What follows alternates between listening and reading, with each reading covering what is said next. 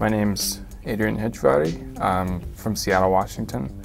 I started racing in college. I was going to the University of Washington, Seattle, and was on the collegiate team.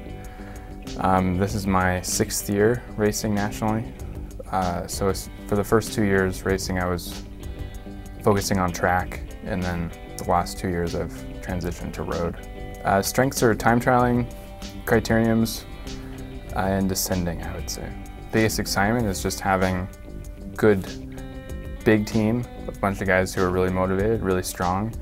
Everyone's more experienced than I am, so having guys I can learn from, teach me the ropes. The second place at TT Nationals wasn't actually a huge surprise. It was a big focus that year, and I put a lot of time preparing for it. So it was, yeah, I kind of expected to get on the podium. It was a surprise, I guess, in that when you're in that moment and you're working towards it, it seems like it's sort of obvious that it's going to happen, but then once you actually do it, you still are kind of surprised that you can do something like that. So leading up to it, it wasn't a surprise. Then once I did it, it kind of, once it set in, I was pretty happy. It seemed like more surprising.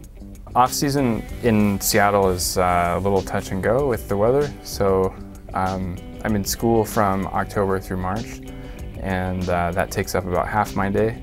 So I'll usually train in the morning before class indoors, and then after class, if it's raining, started cross-country skiing, so I'll go up, do some skate skiing if it's really bad, otherwise just go outside for a few more hours. So splitting it up morning and afternoon is the best way for me to cope with the weather and the daylight.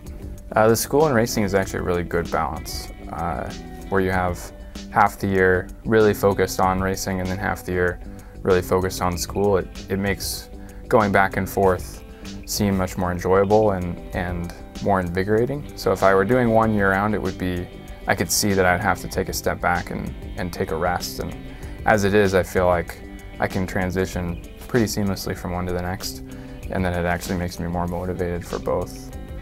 So really the only struggle is just time management and keeping focused. Yeah, I've actually been thinking about that at the camp, sort of looking back at what I did to get here. And I think probably the biggest thing is deciding what you want, and then once you've decided if this is what you want, then just going for it full steam. And it's a hard sport, and it's almost hard enough that if you try as hard as you can and are consistent over a few years, then you'll make it eventually.